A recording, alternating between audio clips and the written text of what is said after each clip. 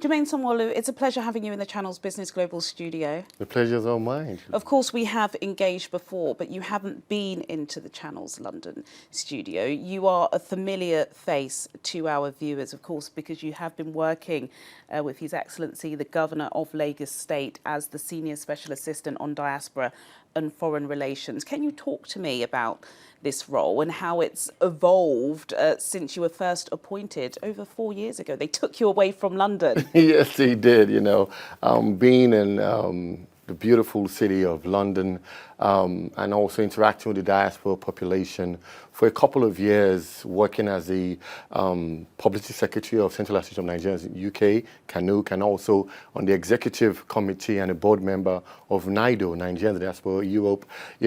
Coming back to Lagos to work with Mr. Governor has been a great opportunity, great privilege.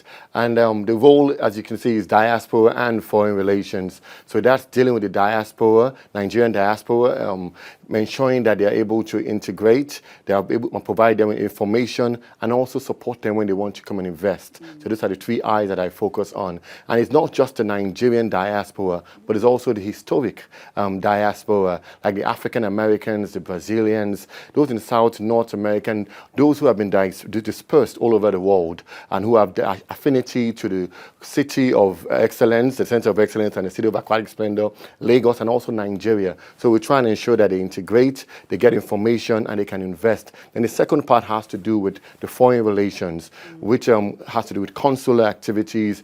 Lagos is also the home of many consulars and also Deputy High Commission's office from around the world. They situated in Lagos, being the former capital. So I ensure that I'm like a link between the government and the embassies or the consulates in Lagos. So it's a double role, but I'm glad to serve the beautiful people of Lagos selflessly. Absolutely, and I'm a testament to that because, of course, we were in Paris together earlier this week where you delivered a pretty rousing keynote speech. Don't worry, I won't embarrass you by showing our audience evidence of you singing. You've got a great voice. Wow, You've got a great voice, though. But you did you. speak, of course, most importantly, wearing 2 of those hats, engaging with the Nigerian community in France about your governor's plans to welcome the diaspora to Badagry. And that's what I want us to talk about because, as you said, lots of blacks across the world have an affinity to Nigeria. It's not just Rema, Burner, Davido, jollof rice. It's so much more than that. Can you talk to us about what's happening later this month? Yeah, later this month, there's something historic taking place in the historic diasporic city of Badagry in Lagos. Many of you, or some of the viewers, and you may know about the historic significance that Badagry has. First of all, for hundreds of years, there were people taken from the shores of Badagry to various countries around the world. For the transatlantic slave trade. And it was quite unfortunate, but it's also presented us with an opportunity now. So there's like before there was like a brain drain or a purple drain, now it's not like the brain gain. They're coming back to... The Great Return. Yeah, the Great Return. And that's what we're going to be celebrating. It's called the Joy of Return.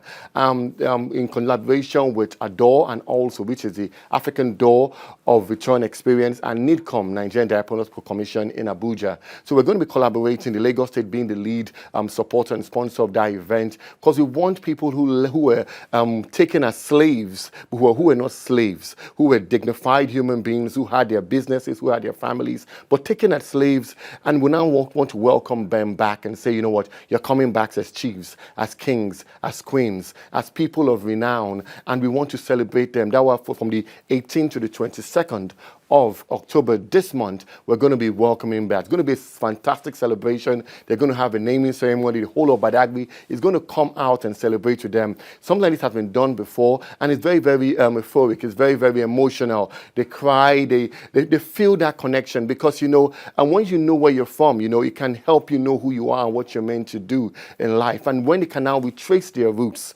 Take, for example, Bishop Chidi Jakes realized that he's 98% of Nigerian origin imagine. And Meghan Markle. Yeah, Meghan Markle, exactly. And then we also have someone like Wyclef Jean is also a Nigerian. And we have many people, Yanis Atekokumbo, the basketballer, a lot of diasporans who have actually excelled, who want to now reconnect their roots to Nigeria. But you may be surprised that it's not only the blacks there. When I went on a trip to El Salvador, and there's a group of people called the Afro-Descendia. They look white like Spanish, they look white. You will not even know that they have some black blood. And many of them have connected their roots to Africa and to Nigeria. Wow. So we're calling people from El Salvador, calling people from Brazil. That is a different story entirely. Millions in Brazil, they worship the Father, they worship our religions. They are connected culturally and ancestrally to Lagos in particular. And we want to welcome them back and say the governor of Lagos State, which is the governor of the diaspora, he's inclusive with the diaspora. He's going to invest in this project to ensure that when the diaspora come back home, they know that Lagos is a city that welcomes them and that Lagos is their new home. Wow, you've opened a can of worms there. There's so many questions I want to follow up with. It's a shame we don't have the time for all of them, but I want to talk about the opportunity because, of course, with what you're saying, I'm hearing tourism, I'm hearing, the economy and the opening up. But can Lagos do that?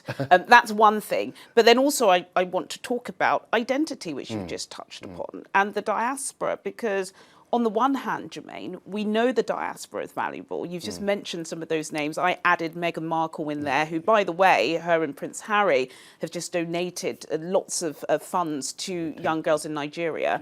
But then on the other hand, the diaspora term can be quite divisive. They don't want our opinion, but sometimes they want our money. Can you talk to that? But then I also want you to talk, most importantly, about how Lagos and Nigeria can capitalize on tourism and on events like what's happening. Fabulous question. Thank you so much. For that might have been true in times past, but for the first time, we have a president who we can call a diasporan. This is someone who grew up, who studied, who graduated, who has a certificate, who has an experience of being in diaspora. He has a diasporic experience, and he has the knowledge, having worked there. He can see international best practices. His Excellency, President Bola Ahmed Tinubu, is the perfect person to be in that seat and to connect the diaspora. So that being said, right now, you have to look at the diaspora, not just people who can remit 20 billion or 21 billions annually to the Nigerian economy. They're like the third non-oil sources of foreign exchange and remittances to the country. They are a valuable resource, but it's like I'll call it's like milking a cow, getting just the milk from it and feel that you're okay. But I won't say that we are diasporic cows, but we are diasporic C, creators of W, wealth. We are diaspora creators of wealth. So you may just focus on the diaspora remittances, which is the milk. But what about the cheese? What about the butter?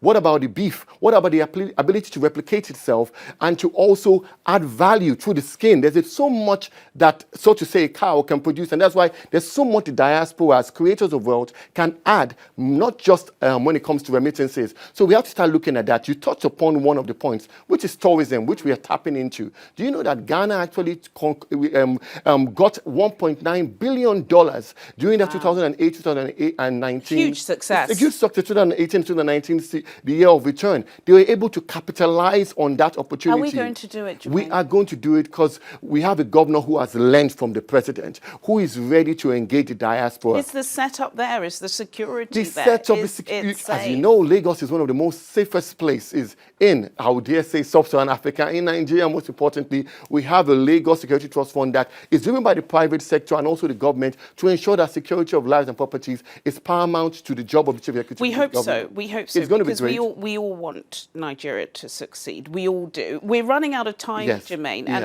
I want to ask you this final question because it is important. You've mentioned His Excellency President Bola Ahmed Tinubu, who is never out of the headlines. But this week there has been lots going on and been said. We won't touch that. This is a business show.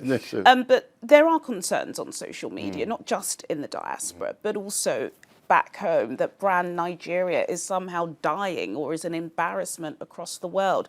You've travelled the world. I've seen you in several places. We were also in New York together a couple of weeks ago. How is Brand Nigeria faring, in your opinion? Brand Nigeria is getting better, getting greener, getting brighter, and getting stronger. We also have a president who is advocating. He's connecting with the diaspora from India to Paris to New York. He's going around the place connecting and seeing that the diaspora are valuable resources. They're like our ambassadors. They're the ones who will preach the gospel of the beautiful city of Lagos, the center of excellence. Are we preaching the gospel? Yes, the diaspora has a responsibility to do that, because Nigeria needs to accentuate not just the bad, but the good of our nation. And the diaspora has the opportunity to do that. So again, day by day, we see what's going on when it comes to crime in other parts of the world, but you see them talking about the good of their country. So we need to start talking about the good, how beautiful it is. And so the tourism, the diaspora, when it comes to tourism, they are the key patronizers